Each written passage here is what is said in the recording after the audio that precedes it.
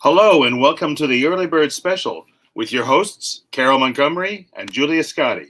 And now, here's Carole Montgomery.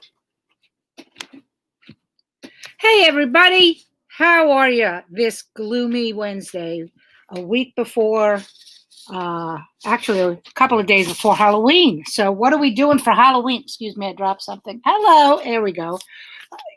Really, what are we doing for Halloween? Are we dressing up? Are we, it's so interesting about Halloween. I miss it. I miss the taking my kid and going trick or treating. It was a lot of fun. One of the things we used to do is we lived in one of those cul-de-sacs, so everybody would bring their children to me, and then we would go off and we would start to trick or treating. And my favorite part of trick or treating. We would walk through the neighborhoods because, we had the good candy and all that stuff.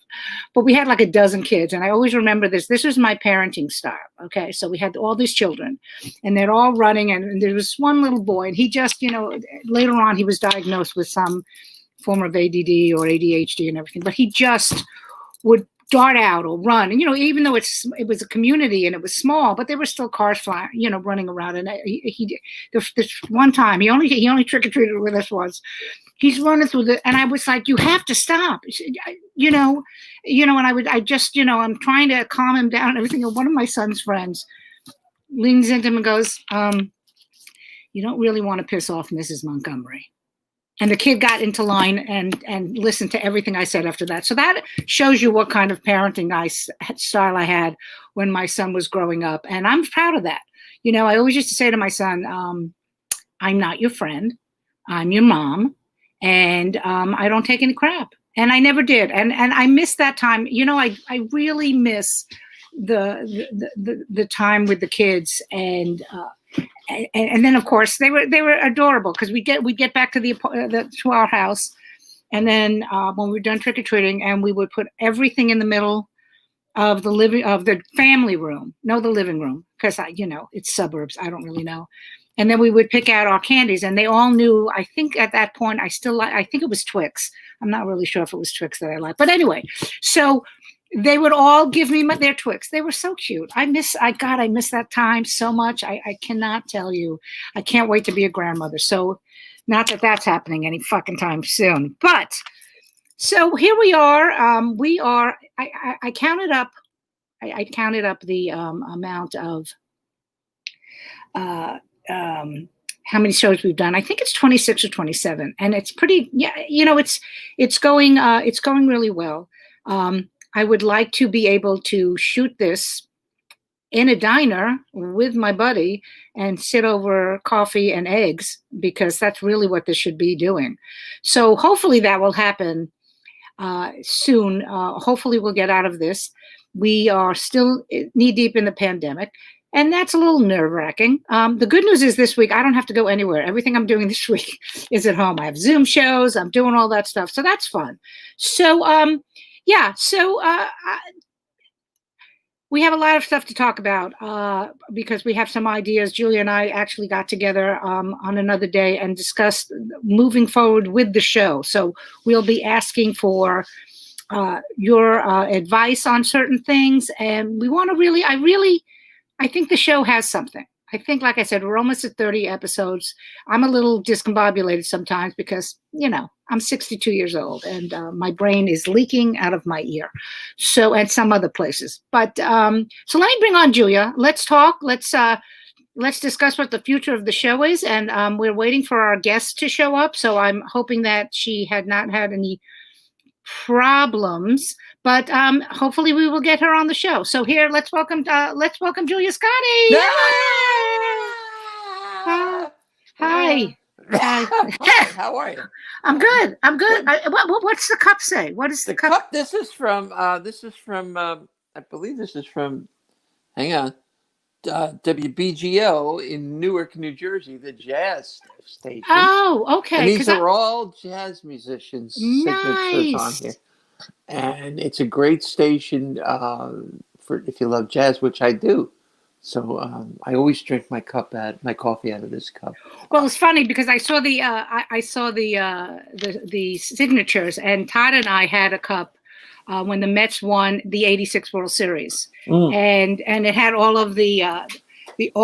That's why I was like, is that a sports cup? But the thing about that particular cup was, so it was the '86 World Series, they won, and there were all these great players on the cup. And the next year they fired all of them. Yeah. All I of have them. I have a similar piece of sports memorabilia, a jockstrap cup signed by the 27 Yankees. Really? Yeah. Babe Ruth. Yeah, really? You're trying. Come on, let me get it out here. Never mind. You're not a good liar. So No, I'm not. I'm going to let you know and the audience know that you will never run for president. So, anyway, what do you do now? I know you live in a older Active adult community. Yeah. So do you guys get kids? I mean, obviously not now. We get kids. No, all of my eggs are gone. No, they're not allowed here, which is one of the great selling points for coming here. Wow, that's great. Oh God, no! Are you kidding me? Who the hell wants them? We get old ladies show up with dogs, and you have to give them treats. You know what used to drive me crazy? Like I said, I loved the whole trick or treat thing. But because we lived where we lived, people, like I said, people would come in droves and park in our area, and my husband was always like, take as much candy as you want. I said, you don't say that to a child. No, you never do that. Because the greed, it's the only time kids are greedy to begin with, but and there was one kid that was literally had a shovel and was just I said, can we learn how to be? No, we can't. No, we can't. Not when it comes to candy. I love how you made the kids pay you a vig by giving you the Twix. That's great. Well, whenever I talk about, and I don't do it a lot, and I think I'm going to start talking more about raising Lane, because I had the best time being a mom. Yeah. And especially that part of our lives, like that 10 years in Las Vegas, because that's all it was. It was just getting up, taking them to school. On the weekends, we played Little League. We always had, like, literally, we had moved in. We were there a month.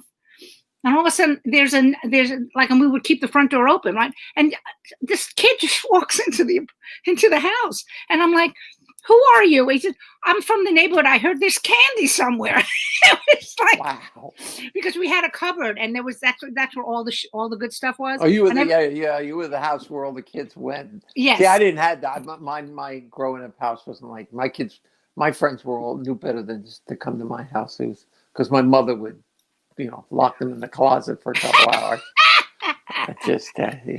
Yeah, I miss that part of my life so much. Yeah. So, I mentioned briefly to the audience, and I want because Monica is here, and Monica, we will be bringing you on soon. Julia and I talked last week, and we love the show, and we're happy with the show, and we realize that even though it may look not a lot of people may be watching it live, a lot of people start watching it later on in the day. And when they can, because, it's live, but of course you can pick it up on Facebook and on YouTube. So we want to start expanding. Mm-hmm. So a couple of things we were talking about. And so we talked about a theme song, and my husband has written a theme song. He also wrote the theme song for Funny Women of a Certain Age on Showtime. So I didn't know there was a theme song. At the opening, did you not see the opening? I fast forwarded to where I was on. Of course, because you're a fucking comic. All right. Yes, if you look at the opening, I'll go back and look at it. You'll hear that. My dear friend, you just should have fucking lied and said, "Wow, that was a great." It was. It was a great opening. So I did. So he wrote me a great thing. He sends it to me, and I put it in my computer because you said, "Hey, let's try this." And I put it on, and I did a test recording. Nothing.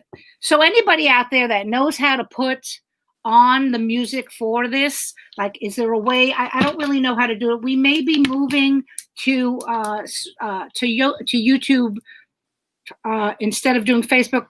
Excuse me, instead of doing Facebook Live, because there's been, I don't know if you've noticed this on Facebook, but it doesn't seem like I'm engaging with people the way I used to when I post. It doesn't seem. Does that happen to you, Julia? Are you? I think I blame everything on this new Facebook page. It's they terrible. did something to it. It was It was like, when you have a really favorite actress that you really got a crush on your whole life, right? And then she goes and gets a bunch of plastic surgery, and then she comes back and you go, "Who is that person? I don't know who this is." Melanie Griffith. That's what. Yes. I didn't want to name names, but yes. And so that's what's happened to Facebook. So I don't know. I think we should just bid them adieu. I mean, that's the other thing to the loyal. When we do have some loyal followers, we are going to eventually end up on YouTube. I'm trying to up our YouTube page. I have to figure out how to get the link onto Julia's YouTube page because she has more people. But we're doing like a lot of stuff. There's a lot of stuff happening, and we're going to try to so if anybody has ideas or they'd like to see something, like we had decided to drop the Cuomo question, and then of course Susan Sandler needed to get but the main reason we want to do this is because we want residuals. Yes, want yes, and there's a couple of things happening that I don't want to talk about because I don't want to give it, as in the Jewish religion, a kinahara. Okay, but we do have. But there's a couple of, there is interest in the show. So let's try to make it more showy is all I'm saying. So that's all the news. So anybody who's watching, if you want to in the comments say, oh, you know what we'd love to see, or we'd like to do this. We're also thinking of expanding it to gentlemen, to some of the gentlemen in the business. Mm-hmm. So just so we can be more inclusive, because it is inclusive bullshit. Anyway, I'm very excited about this young lady. I have known Monica Piper and I, this is just such a silly thing. We were both moms at her son, I think, is a year older than my son, but it was in the business back then. Now you're talking, because our boys are close to 30. No female comic was having children and performing. So Monica and I remember this. I remember we were raising our kids in this weird time of comedy. And besides that, I'm going to read off of her bio because there's just so much stuff. I happen to have a copy here. You do have a copy. She had a one woman show called Not That Jewish that sold out in Los Angeles, got a nomination for Best Solo Performance by the LA Drama Critics Circle, and then it hit 200 performances off Broadway. She's a wonderful sitcom writer. She's written on Roseanne. She's written on Mad About You, Veronica's Closet. She was also the EP. I'm looking over here. She EP for Nickelodeon's Rugrats, which was my son's favorite show, and I'm sure her son was just thrilled that mommy was working at Rugrats. So let's welcome her to the show, everybody. Here's Monica Piper. Hello. Hi, Monica. Hi. Well, I'm so glad to finally meet you. Same here. Your name, you. Yeah. No, you. Isn't she? I wanted to comment on everything you were saying. You were talking about getting residuals. I literally got a residual for 2 cents. There you go. You know what? I finally got my first residuals for my CD, which is, by the way, we didn't mention yet. But and my manager says, I'm sending you X amount of dollars. I'm like, what for? Because it's what your album earned. I go, my album's earning money, and it's it's better than sex, Monica. It really is. You don't have to tell me. Yeah. I'm still getting them from Roseanne. Oh, that's wow. Right. The show, not from her. I'm still getting, but and also you were talking about including men. So would it be funny men of a certain age? Would they all have to be old guys?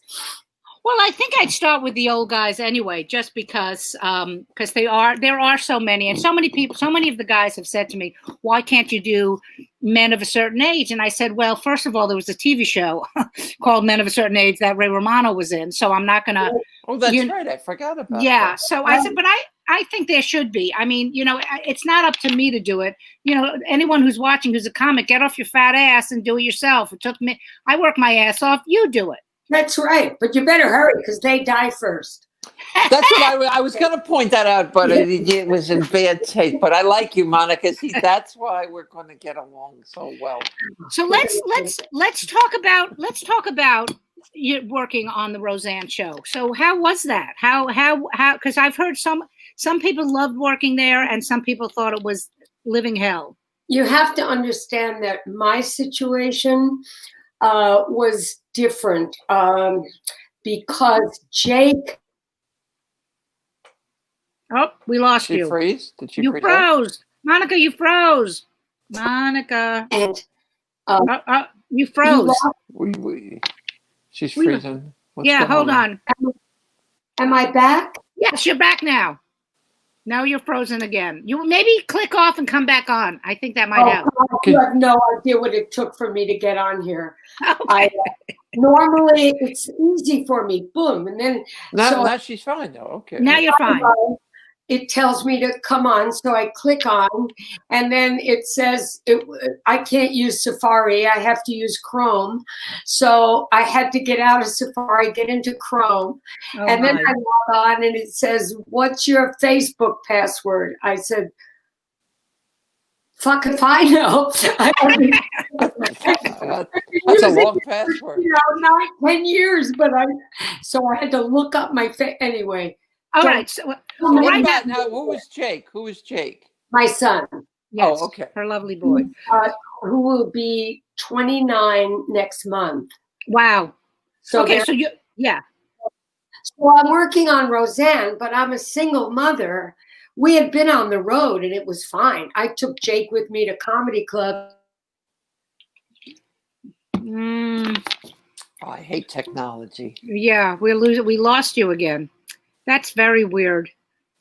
This, by the way, is Monica's new headshot. Oh, so please write in and let us know how you like it. Oh shit! Don't worry about it. Okay. We've had many technical difficulties. Remember? Yeah, maybe I shouldn't move. Maybe I should just stay very still. Maybe. Okay, keep talking. Oh.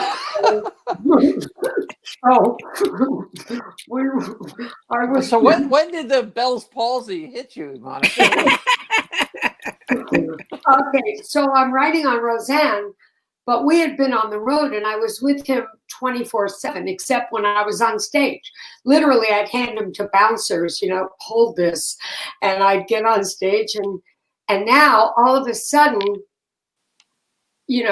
I'm writing on Roseanne, but I was naive. That was my first sitcom job. Wow. I didn't know that I was going to be there till 4 a.m. I didn't know. You're dying again. Did I freeze again? Yes. Yeah. Why is this happening? That's okay. So obviously you took it. So it wasn't Do we have audio? the experience for me that it was for the other writers because I had a baby at home, right? And I was a single mother. So, and I was writing on the #1 show in the country. Yeah. Talk about and he's adopted, and there's a whole portion in my play about making a promise to the birth mother that I'd be a great mom. And I promised my kid, I said, I'm going to be the greatest mom that ever was, and then I wasn't seeing him. Two questions, Monica. How many people total on the writing staff? And of that total, how many were women? Oh, God. Well, Roseanne was better about that. And so was Mad About You. Veronica's Closet was not. It was mostly all men. There were 3 women. But on Roseanne, there were a lot of women. There were 6. Well, Carrie Snow, was she on there too? Carrie Snow? Not when I was there. Okay. But I knew Carrie from Stand Up. I love Carrie Snow. But she wasn't there when I was there. But Roseanne was pretty good about hiring women. But she would fire them just as easily as the men. Do you think that it was with Roseanne? Do you think that it was that she couldn't cope with what was going on, like the fame and that? Because people don't really know this. I mean, obviously we know this as comics. Roseanne to me was the last comic that really broke huge. Like she went from doing late night spots at the Comedy Store, did the Tonight Show, and became a superstar. That And night, can yeah. I tell you, I was with her in the green room, her first Tonight Show shot. Okay, then you know. It was me and Jackie Diamond. Did you know? Yeah, I remember Jackie, of course. Jackie Diamond. For some reason, we were the two that were there with her. She wanted us there. And it was unbelievable. That night, after her Tonight Show shot, in the green room, Herb Nanis called her manager, who became her manager, said, I want to manage you. I mean, she literally became a star overnight. Oh, yeah. Let me ask you a question, because that's such a historic moment. What was it like before she did the set? What was it like, leading up to that moment? She was fairly calm. Really? Yeah, she was fairly calm. She was like, yeah, this will be fun. This will be good. Yeah. Well, I remember. It's so funny because I remember the night she did that. I didn't watch the Tonight Show. My mother, when she called me the next day and said, "Did you see that woman on the Tonight Show?" So that's how I knew she was going to be a star, because my mother, first of all, never stayed up, watched her, and was blown away. Well, there had been no one like her. Right. There had just been no one like her. And, and it's so funny because when I met her, I was headlining in Denver at the Comedy Works. Right. And she was an open micer. Right. And I knew I just knew. I said, oh man, I could be doing this for another 20 years. Right. I write great jokes. I'm funny physically, I'm funny, but we lost you again. Oh. Come back, Monica. Come back. And folks, if you'd like to see less of these interruptions, please make a donation now. Call the number right at the bottom of the screen. Wait a minute, hold on. Put a number up there. Yeah, we've got Venmo. If you want to put Venmo. Yeah. Call 6, just 6, but we can prevent screen freeze-ups this way.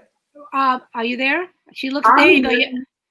Well, what I was going to say was what you were saying about Roseanne being the open micer. So I was opening at Igby's for Tim Allen. And this was before Tim had his show.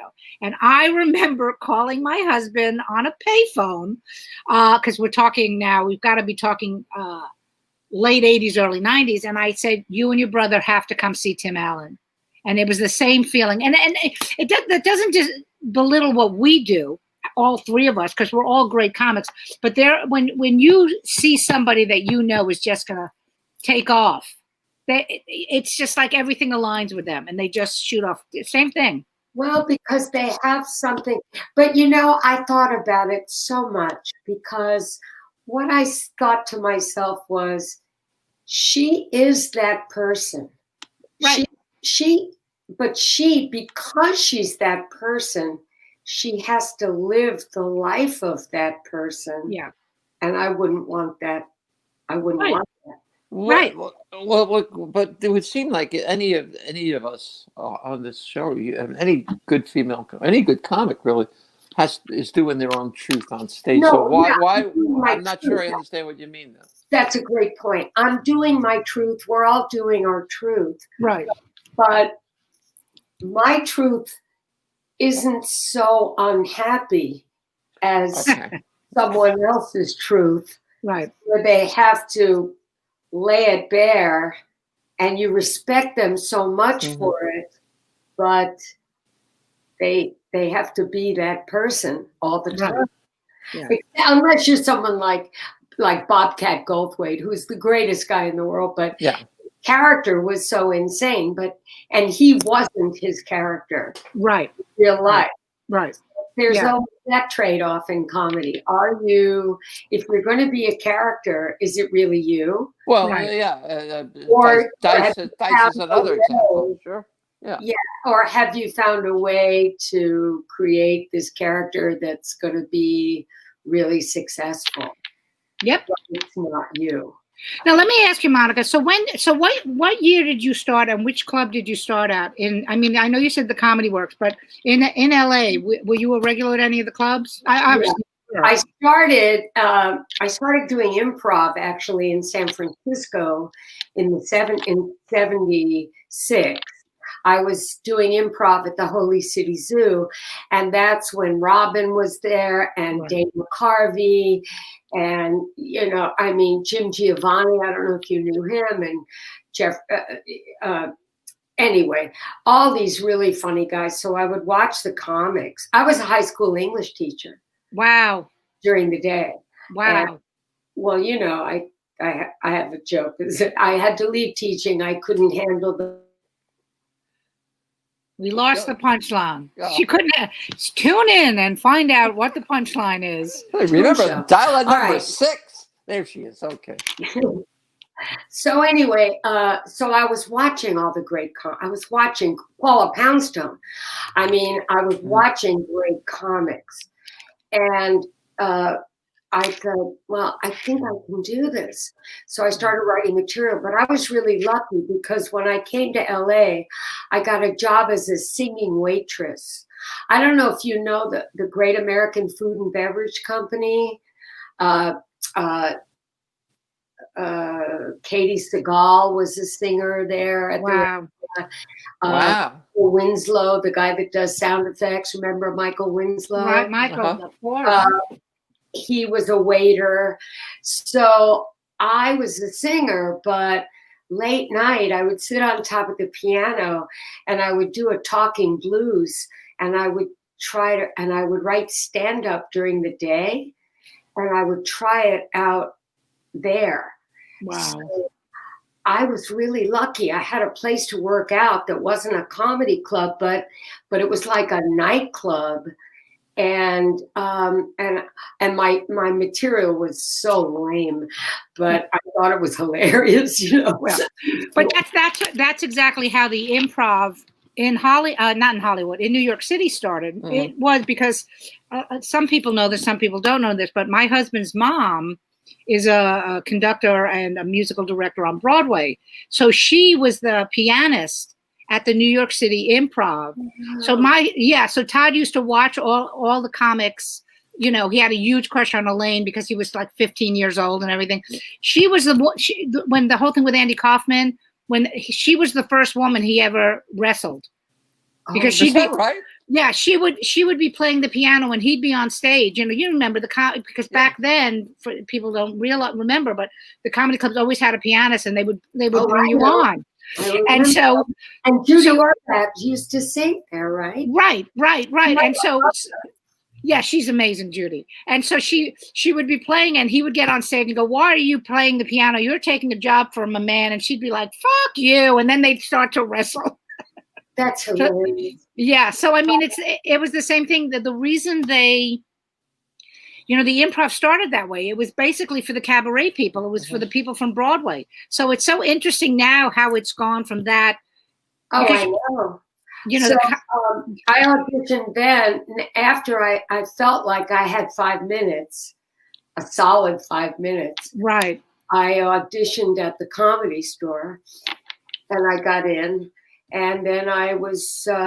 She goes, all right, you do 20 minutes in the belly room. I went, what? 20 right. Minutes? I had 5 minutes. So literally, I was running up and down the aisles at supermarkets. Is this funny? Are people what's funny? So I was at the Comedy Store for a couple of years. And then I just immediately started going on the road. Yeah. But then when I came back, my home club became the Improv. Right. Well, go ahead, Julia. I'm just a question as a world veteran comics again. Do you find that you still do that? I still call people and go, "Is this funny?" Do you still? All the time. Sue Kalinsky. Oh, thank God. Sue Kalinsky, who says hello, by the way, Carol. Yes, of course. I love Miss Sue. Oh my God, she's one of my best friends, and I call her all the time. And Kathy Ladner. Of course. I think this is funny. Right. Of course, we always do that. Even though we have all these years behind us, we still need to somebody needs to let us know and go, oh yeah, it is. But I want to get back for a second because for the people who are watching about the Comedy Store, because there's a special now on the Comedy Store, but Mitzi was great because she really did support women, and I came in a couple of years, probably she did, but you could only work. It was very rare for a woman to play any of the other rooms, but the belly room, I don't know why the room was like this big. It was so tiny, but that's where we played. I loved it. I actually loved it. It was a great place to work out. And when I was there, it was Lois Bromfield and Lotus Weinstock, Diane, Carrie Snow, Sue Kalinsky, Maureen Murphy, Sandra Bernhardt, it was a great group of women. And that's where I met Sue. I met Sue in 1980. Wow. But and that's the thing is like I always liken stand up to high school. So you guys were like, Kathy and I came and we were like the freshmen to your freshmen to your juniors. Is that right? It's freshman, junior, senior. Yeah. You guys were in the group ahead of us. Well, they were sophomore. What happened to sophomore? Right. Oh, right. Sophomore. I don't remember. She was in the AP class. Sophomore year, apparently, in high school. All right. So anyway, it was a great time. Yeah. But I actually have a funny belly room story. Sandra Bernhardt, right before she did King of Comedy, she did a set in the belly room for Martin Scorsese. Richard Belzer was there. Like a lot of agents, hot shit agents from CAA, whatever. The place was packed. It was buzzing. And she did her set, blah, blah, blah, blah. Everyone gets up to leave. And then, of course, I'm on. Of course. That's always how it happens. Well, we lost her again. Wait, we didn't hear the end of the story, though. What was the end of the story? We couldn't hear you. Am I back? Yes. Oh. The end of the story is that everyone got up and left, and I was next. And there was like 4 people left in the audience because they were too drunk to get up. And that's who I did my set for. And the buzz was still going on in the hallway about Sandra. I mean, we were happy she got the part, but Oh, she hadn't had the part up until that point? He just I don't know if it might have been the final stage of the audition. I don't know what it was, but a lot of heavyweights were there to see her. Well, we've all had that happen. Once again, for the audience watching that, we've all had that where you're following somebody and it's packed. I mean, like, as you're telling me that, I'm like, you're just like, this is going to be great. And then you just see the whole audience. They get up and they walk out and you're like, hi, it's like, wait. Yeah. Wait. Piper, right here. Yeah. Oh, that's wild. But it made us better comics, don't you think? Of course. Whatever, Yeah, I guess. Well, I just remember because Rogan's in the news right now, and but I remember having to follow him in the main room, and this is before he was famous, and he had a thing about tigers fucking. It was a 5-minute bit. It was physical and it was loud, and I would have to follow him every Saturday night in the main room. And you know what? It teaches you how to follow people because you could feel the air leave when he got off stage, and people would just. And then I would come out with this little blonde, and you learn to shit or get off the pot. That's right. That's how you do it. And I'm sure you got them. Yeah. Sometimes. Monica, I'm sorry. I just had a question. Now, you became a writer. Roseanne asked you to write on the show, or did you have to go through the process that other writers have to go to and submit stuff first? So lucky. I've been on the road with Jake, and at that time he was about 4 or 5 months old, And she called right in the middle of nowhere. I get a phone call. Hi, it's Roseanne. Oh, I heard about the baby. That's so cool. You know, and I'm like, gee, thank you. Anyways, we need a strong female writer on the show, and I want you to write on the show.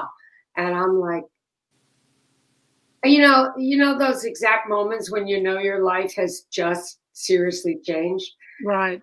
I mean, it was the #1 show in the country. It means I could get off the road, earn better money than I was earning on the road every single week, give Right. Jake a more stable life, And then when I got on the show, what I realized she didn't say was, "On that cute baby of yours, well, you're never, ever, ever gonna see him." So was the show on already, or were you? Oh, it was his 4th season. Oh, 4th season. Okay. Huge hit. Mhm. #1 show. So now you've never done TV writing before. I have not done TV writing before, but I knew I could do it because I enjoyed it. And I always kind of tinkered with spec scripts, like trying to write my own spec script. So after Roseanne, the thing is, you can't quit. I was so torn about not seeing my kid, and I was wondering, and I was so guilty about breaking my promise Right. to the birth mother, because I love her so much. And and the other writers didn't know. They didn't know I was riddled with guilt. They all had wives and husbands to go who were taking care of the kids. Right. I was the only one. And it wouldn't have been so bad if at 2 a.m, the head writer wouldn't say things like, "Let's order pies." They called Dupars, and everyone would get their own pie. Oh, my God. We'd sit there and wait for pie, and then we'd all eat pie, and then let's go for a walk around the lot. And I'm like, oh my God. And the thing that was so horrible was the only time I could see him and play with him was when everyone else, all the other writers, were home sleeping. That's when I should have been sleeping. Right. It was, God, it was wow. a crazy time. But so we went on the road, and then after we went back on the road, because you can't quit. You quit a sitcom, You'll never work again. Right. you'll never work again. You can get fired. That's fine. Right. Right. Absolutely. Roseanne, it was like a badge of honor to get fired from. Everybody who didn't get fired from. Exactly. So when you quit eventually, or the show you ran out, the show ran to its end? I stuck it out, and then I just didn't go back. I went back on the road with Jake. How many seasons? I worked on that show for 1 season. Then I went back on the road. And then when it was time for Jake to go to school, I got off the road, and my agent got me a meeting with Klasky Chupo, an animation studio. So they gave me an overall deal. I had written a spec script, a Mad About You spec script. And based on that, they gave me an overall deal. So I was writing on Rugrats and the Wild Thornberrys and all that stuff. And then my agent, a couple of years later, sent my spec script to Mad About You, and they hired me. That's great. So it was like going to the show. Could you explain to our audience? Could you explain to our audience what a spec script is? Because most young comics who are I'm writing a script, you pick a show that you really like, and I love Mad About You. I knew those voices so well. I knew Paul's voice so well. Yeah. And I really loved the show at the time. I loved it. And so a spec script is you pick a show that you like, you study it, tape it, study that show, and try to come up with your own story for that show and write it. And But the thing is, the show, it's pretty hard because the show, they don't think highly of getting a spec script that's their own show. And they have an arc for the season too, right? Oh, yeah. No, it's not to determine whether you'll sell that script to that show. It's to determine whether you're a good enough writer for them to hire. So you would send like a Just Shoot Me to Mad About You, or The Nanny to Mad About You, or Mad About You to one of those shows. Right. My agent sent Mad About You to Mad About You. Well, what's great about, and this is so important for the audience to understand about television back then, because the fact that you had never written before and Roseanne believed in you so much, I don't think that could happen now. First of all, I don't know whether a star would lay anything out on the line the way she did. That she would, you know what I mean, I know this just from dealing with getting the specials on Showtime, what I had, the hoops I had to jump through to get that on. And that was nothing compared to, this is, Monica's a brilliant writer, but at that point, they didn't know you. And she went, I want her on the show. I can't even imagine anybody doing that today. Well, I had already done, I had a Showtime special right before then. Right before Jake was born, I had my own Showtime special. And I was one of the Showtime Comedy All-Stars. So, she could say that to the people. Of course. But she hired comics all the time. Norm Macdonald was in my season. Right. Yeah, but that's what I'm saying. Like, nobody I don't think people realize how groundbreaking she was, because she really went. I mean, you remember Bobby Gaylor? He was on the show. I don't know what season he was on, but he wrote for the show. As a matter of fact, see this cup? It's Larry. I don't know if you see it. Larry Moore Nightly Show. When I was doing my show in New York, Bobby Gaylor and I had coffee together. We had lunch together. Yeah. Because I love Bobby, and we hadn't seen each other in so long, and he gave me that cup. Oh, that's so sweet. It's funny that you mentioned that show. So Bobby Gaylor and I, for I don't know if Julia knows this, Bobby Gaylor and I used to do an X-rated comedy team. Like a billion, I didn't know that. Yeah, we used to do and I was pregnant at the time, so that we actually we would do it at Igby's, like late night at Igby's. Jan would let us go on. We get Bobby calls me, goes, oh, we got a gig, and it was like, we're going to split $300, and we drive out to like Palm Springs. We do the show. The show goes well. The owner pays him and says to Bobby, never bring that woman back with you. She was terrible. She was filthy, talking about sex. And I'm like, Bobby, how the fuck do they think I got pregnant? It was the fun. It's so funny that you mentioned the Nightly Show and everything, because Bobby just sent me a picture, because he and Todd, my husband, and a couple of other guys, they were in a band together. That's how long I know Bobby Gaylor. I love Bobby Gaylor. Yeah, I love all those Boston guys. I worked in Boston a lot. I had a great time with them. Yeah. Can I just say something really funny before this ends at all? Yes. I was watching the podcast that you did with Wendy Liebman. Yes. Because I love Wendy's. I love her so much. And you were trying to remember who the singer was on America's Got Talent, the British lady. And I'm screaming at the TV, the computer. And of course, it was like a month later, I'm watching this and I'm screaming, Brenda Boyle! No, it was Susan Boyle. It was Brenda Boyle, and then a minute later, someone said Susan Boyle. It was Susan Boyle. Yeah, that's hysterical. And you couldn't think of Tamayo at the Comedy Store. Mitzi, how Mitzi loved her. Yes, the Asian woman. What was her name? Mai Ping. Oh my God! It was Tamayo. I thought.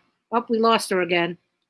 But these are great. I love how she. Okay. Yeah. So listen, ladies, I hate to tell you this, but we are done. No. Are you kidding? I know. You know what I think? I think what we have to start doing is start bringing people back, because we end up with these. and before you know, we're done. Monica, you need to yell out, "Reclaiming my frozen time! Reclaiming my frozen time!" I want my frozen time back. Oh, I have such a funny story for you about a terrible gig. Tell us. No. Let's. We have a we you know we're at the point where we should end. But please tell us the terrible story. Oh, I'm not gonna. I can't do all three. They were so horrible. But well, one was this is in the early 80s when I was just getting these shitty road gigs, and someone got me this gig where I had to drive to Modesto with a pickpocket and a little person. I can't say the other word. I want to be very cool. But it wasn't just. The pickpocket was driving. He was very slick. And I'm in the back with the little person. And he was bitter. He was a really bitter little person because, and here's the reason why. He said, all right, life sucks. I didn't get a part in Under the Rainbow. How fucking bad do you have to be a little person in LA and not get a part in Under the Rainbow? Oh, you're not right for this kid. Yes. So, and then there was one more real quick one. I had been dating a comic. I won't mention his name, but I had been dating a comic for about 6 months, and then I broke up with him. And now it's like a couple of months later, and we're on the road together. Him, me, and Lee Allen. Do you know Lee? I know Lee, yes, of course. He's one of my oldest, dearest friends. That's where I met Lee. And Lee and I hit it off as friends. We just made each other laugh. And the guy that I was dating was getting progressively more angry, sullen, and moody, dark and grumpy, and Lee and I are we're having the best time. And then he said, I think it's horrible that you're flirting with him right in my face. And I said, we're not flirting. I said, first of all, I'm not sleeping with him. He said, I know, you're writing with him. That's even worse. Intimate, right? Writing with someone is way more intimate. Yeah. Yeah. Absolutely. That's wow. And I never forgot that because it's such a comedian thing, Yes. Such an artist thing. But anyway, that's a great story to end with. That's a perfect story to end with because that really shows you're not sleeping with him, you're writing with him. Oh, that I could just see whoever it was saying that. So he was so angry. I had so much fun. Thank you so much. I think for the audience who's watching now, I think we are definitely gonna, when we bring everything back in January, I think we're gonna do repeats of people because we have so much more to talk about. I hardly ever do this. Monica, please stay in touch with me. All right.